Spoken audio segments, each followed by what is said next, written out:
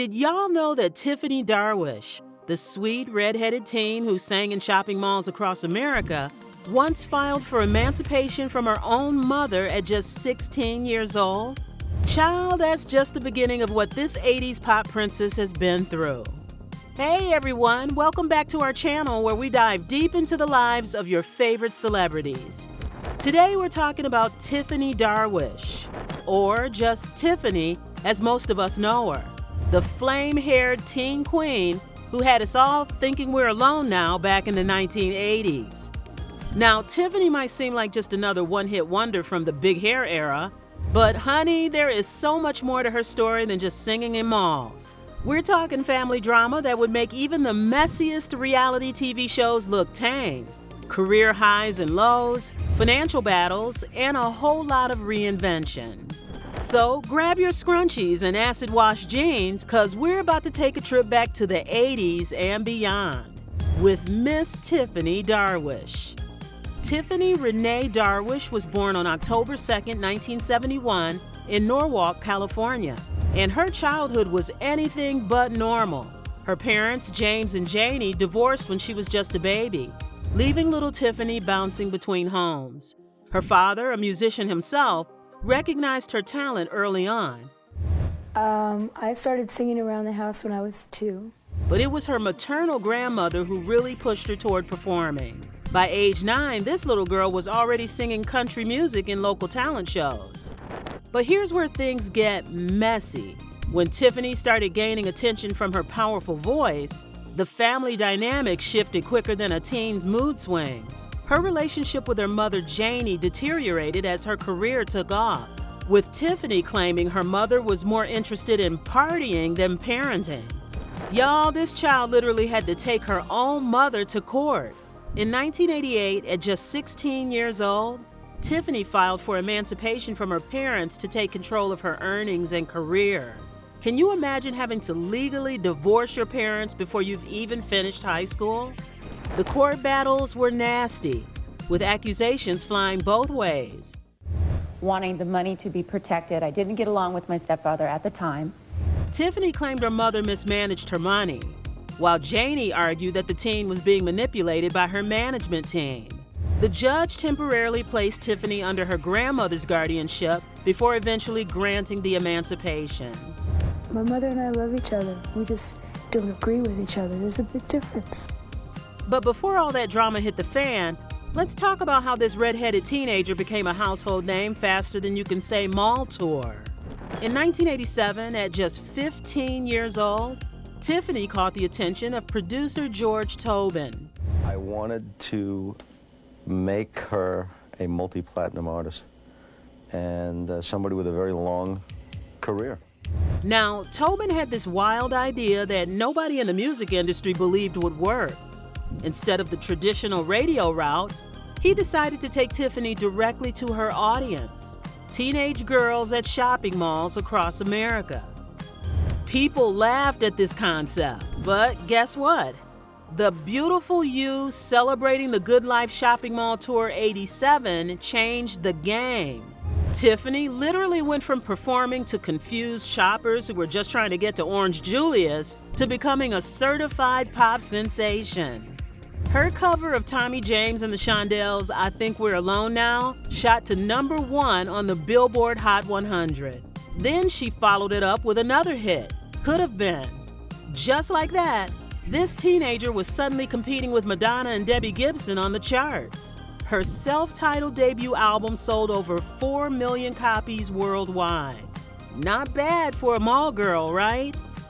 Now, speaking of Debbie Gibson, we have to talk about this so-called rivalry between these two teen pop princesses. The media tried so hard to create this epic battle between Tiffany and Debbie Gibson, painting them as mortal enemies fighting for the same teen pop crown. But here's the tea.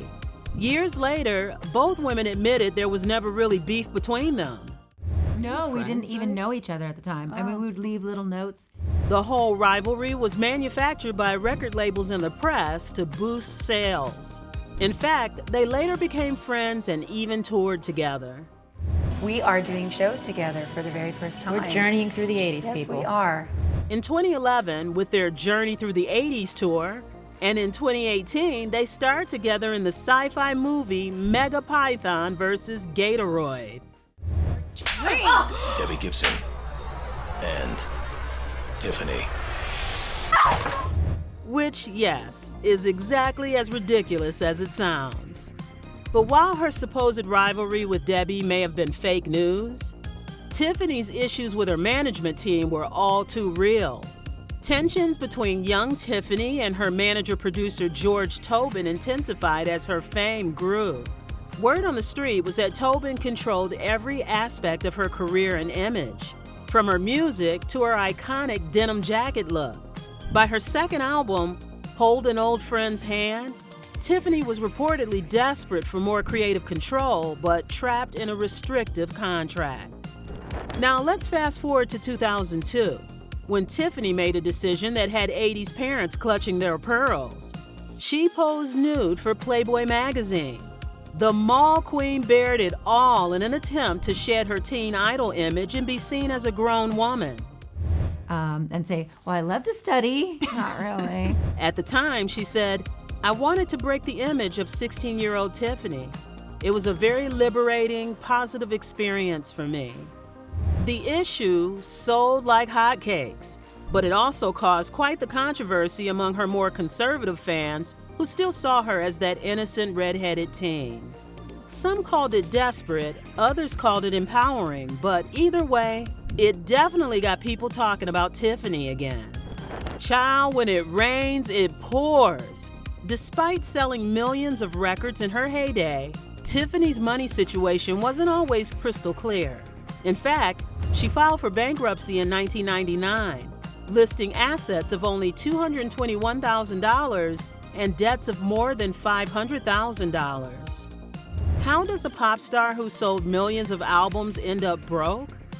Well, between management issues, legal battles with her family over earnings, and the classic case of a young star not understanding the business side of show business, Tiffany found herself struggling financially after her star began to fade. That's when it all stopped. You know, you can only do so much with album sales, and then eventually they fall off. And let's be real, the music industry is notorious for artists getting the short end of the financial stick. Many young stars from that era have similar stories of seeing only a fraction of the money their music actually earned. Tiffany's love life has had more twists and turns than her career. In 1992, at just 21, she married makeup artist Bomaro Jr. Garcia and had a son, Elijah, the following year. But that marriage didn't last, and they divorced in 2003. She then tied the knot with British businessman Ben George in 2004, but that relationship eventually fizzled out too, with the couple divorcing in 2018. And in a twist nobody saw coming, Tiffany had a short relationship with New Kids on the Block member Jonathan Knight back in the day. We're good friends, and we tried dating and we liked each other, but basically it just didn't work out. Yes, the same New Kids who opened for her on tour before they blew up. Years later, when Jonathan came out as gay, Tiffany accidentally outed him during a 2011 appearance on Bravo's Watch What Happens Live. Talk about an awkward reunion. Tiffany's life hasn't been without its share of heartbreak. In 2013, her mother Janie passed away after years of health problems. Despite their troubled relationship and legal battles, Tiffany was reportedly devastated by the loss, just as she was at losing her dad. Tells the story about losing my dad from cancer. She's been open about the complex emotions surrounding her mother's death, saying in interviews that they never fully reconciled but had reached a certain understanding before Janie's passing. That's the thing about family drama. Sometimes there are no neat resolutions, just complicated emotions. If there's one thing you can say about Tiffany, it's that this woman does not give up. After her teen pop star days faded, she reinvented herself multiple times. In the early 2000s, she leaned into country music. I actually just recorded it country, and it's out now, and I'm debuting it here today. So I'm really excited about that. returning to her original musical roots. Then she pivoted to electronic dance music and even tried her hand at acting, appearing in several Sci-Fi Channel movies, including that aforementioned cinematic masterpiece with Debbie Gibson. She went into voice acting as well, one of which was as Judy Jetson in the Jetsons movie. Oh, thanks, Dad. You're intergalactic. In 2018, she joined the cast of I'm a Celebrity, Get Me Outta Here, Australia, giving viewers a glimpse into her knack for adventure, or not. I'm very proud to have lasted this long. It's hard in there. It's difficult. And for those who think she's just living off her 80s fame, think again. Tiffany has consistently released new music throughout the decades, proving she's an artist first and foremost. Her 2016 album, A Million Miles, showed her continuing to evolve as a songwriter, and she's released several singles since then. Now, we have to talk about that viral moment from 2021. During a performance in Florida, Tiffany had what can only be described as an onstage meltdown while singing her signature hit, I Think We're Alone Now. The video went viral for all the wrong reasons, with fans concerned about her slurred speech and angry outbursts at the audience. Tiffany later apologized, explaining she had lost her voice and was frustrated. She told fans, "I had no clue I had a vocal problem. I'm not sick. I got up there and just absolutely had a panic attack, a meltdown." It was a stark reminder of the pressures faced by performers, especially those who've been in the spotlight since their teenage years. As of 2025, Tiffany continues to perform and record new music. She's become a regular on the nostalgic 80s concert circuit, often appearing alongside other icons from that era. She also embraced her status as an 80s icon, frequently engaging with fans on social media and sharing memories from her heyday. Despite the ups and downs, financial struggles, and family drama, Tiffany has managed to build a life and career that's truly her own. According to recent estimates, Tiffany's net worth is approximately $4 million.